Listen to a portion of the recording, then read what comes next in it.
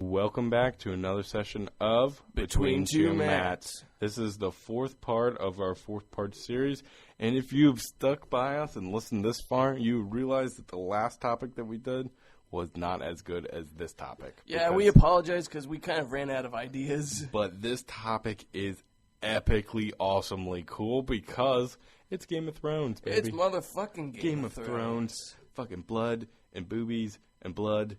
And more boobies. And more boobies, and then you find out that those boobies aren't real boobies, they're just shadow boobies. Like, what? So I think we should warn people that this is going to be kind of a recap and our excitement for Season 4. Maybe spoiler alerts. Maybe spoilers, so listen at your own risk. Although I think most people have seen Game of Thrones up to now because, you just got me addicted to it this past January. You're welcome. Yeah. Let's get a very serious voices on. Are you ready? What's up? You ready? I can't hear your serious voice. This is my serious voice. Yeah? This is my serious voice. Motherfucking dragons. Motherfucking dragons. Dragons! Okay, so what's the thing you're most excited about for Season 4? Oberyn Martell. You probably don't know him because he's a new character. Well, we shouldn't spoil who he is. I will not spoil who he is. I will say that he is seeking revenge for past deeds that the Lannisters have committed. But he's I would say he's essentially good. He's essentially good, but, I mean, he likes to have sex, and, I mean, he's a technical prince. Like, he's a prince. But because he's, like, so far down the line, he kind of just does whatever the fuck he wants. Yeah. He, like, drinks and has sex, and, I mean, all the characters kind of do that, but he does it a lot. More than Tyrion? Yeah, well, I'd say on par. Tyrion's been tamed, though. Yeah. What's your most, like, exciting thing? I am most excited about the Wildlings versus the Night Watch. Really?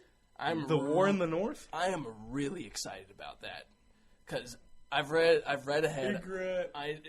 Shut up! I love her. She's my favorite character. I know she's my favorite female character. She's my favorite female character. She's so witty. Fierce. She's so funny. She's such a strong. She's so strong. And she's hot. And she's really hot. Yeah, there's that. But she's so. But seriously, she's so strong, and she's so straightforward and to the point, and so absolutely unrelentlessly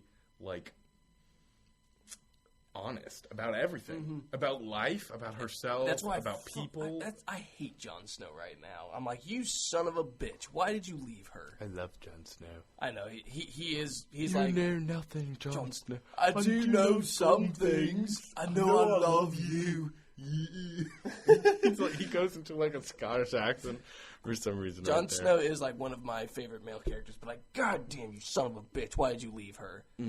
But yeah, I'm really excited for the War in the North because it's gonna be the determining factor of what happens to the Night's Watch. Either it's going to crumble and fail, or it's going to remain strong and hopefully begin to prepare for what's going on with the White Walkers. You know, they in Season 3, they called for help at the end. Yeah, but you know how long it takes to get help from people. Yeah, especially it takes a freaking month to get there. Yeah, and some people aren't going to listen. Like the Ravens probably went to King's Landing. They're probably like, fuck that. Because Cersei's a cunt. Sorry, I never like to use that word, but I will say that Cersei Lannister is a cunt. I hate her so much. It's the worst word ever, ever invented. Ever invented. And yet every Australian I've ever met just uses that word all the time. You cunt. I remember you told me that, Cersei's got a lot of depth and you might end up liking her. I don't like her. No. After 3 seasons, I still do not like her. Sucks. They gave her a little bit of story. No, she's still a bitch. I mean, in the books, honestly, in the books, she's a little bit more relatable because Robert he's a total asshole. But in the show, he beats her a lot. And so... Well, I'm going off of what the show did. Yeah, I mean, he only hits her a couple of times. He hit her once in the show. First season, he smacks her once. But I'll wear it like a badge and honor. We'll wear it in silence or I'll honor you again. that was That such a good awesome. line. I love it. But I'm like, yeah, granted you've been mistreated, but that's no reason for you to like act like a total bitch all the time. Yeah. I don't understand why she's so mean to Tyrion.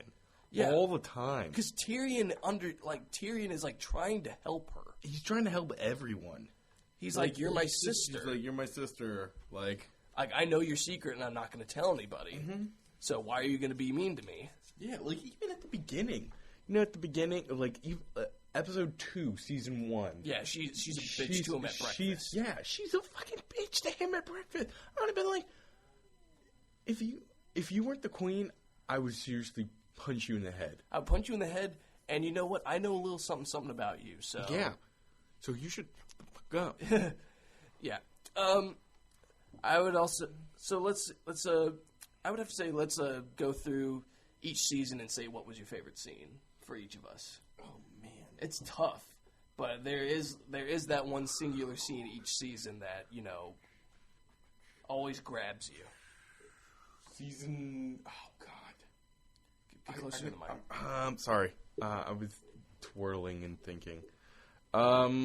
Season 1, best scene, King in the North. All hail the King in the North. When they all kneel, and like the Karstarks are like, we bowed to the dragons, and they're all gone. There's only one king I believe in. The King in the North. Yeah, and that was so good. He draws a sword and takes a knee, and then everyone does that. It was so awesome. I was like, what?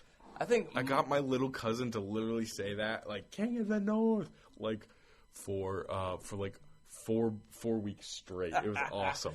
I would have to say my favorite scene was when Khal Drogo, no weapons at all, defeats that one guy who has a goddamn sword. Yeah. And he's just like, I'm just going to dodge every move that you swing at me, and then I'm going to kill you with your own weapon and rip out your tongue. Mm-hmm. It was brutal, but it was, like, so definitively badass. I know, I'm so sad. Season 2? Oh my god. Okay. That's hard. Yeah, season 2. When Tyrion launches the wildfire in Blackwater Bay. That is a good choice. Because that was so brutal. They were all gonna die. Like, literally, they didn't have anything to stop them. Mm-hmm. And they were all gonna die. And Tyrion was like, no, this is what he had a plan. And was like, this is what we're gonna do.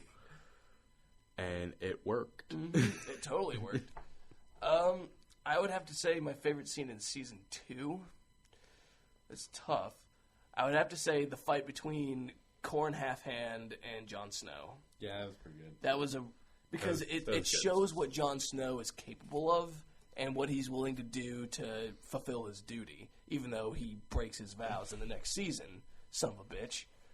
You didn't commit to one side. You kind of played the line. Commit to one goddamn side, Jon Snow. Are you fucking kidding me right now? Are you really? What?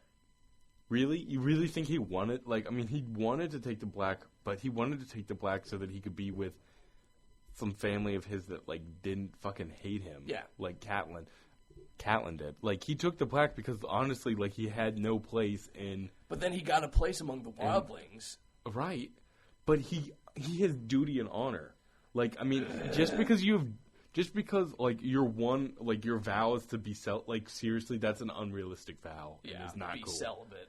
Fuck that, man. Why would you ever want to do that? As Tyrion would say, and go celibate, the whores will go crawling from dawn to Casterly Rock. Yeah.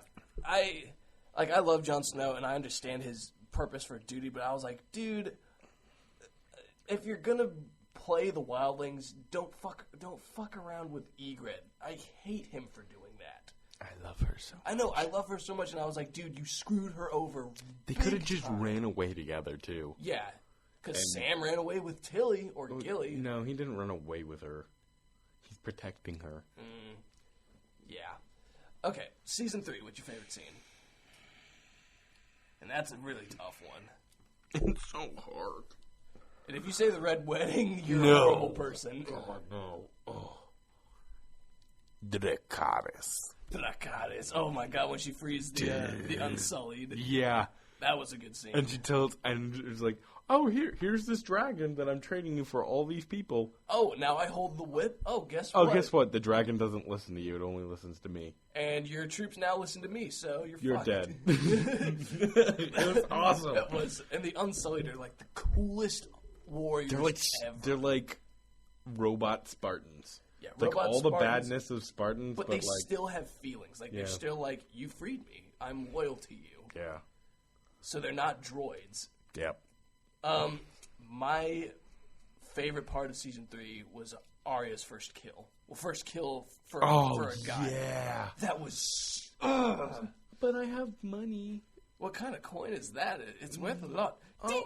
Sorry. Sorry. Stab. Like 5 times in the neck. That was so cool. Oh my god. I was like, thank you. Arya, you are now an official badass. Yep. I liked it. Oh my god. I liked it a lot. That was fun. Yeah. Yeah, and I would have to say that Arya is my second favorite female character in Game of Thrones. I don't know. I mean, my favorite character is Tyrion. Yeah. I love him. I think he's everyone's favorite. Don't say that. George R.R. Martin's going to hear you, and then he's going to kill him.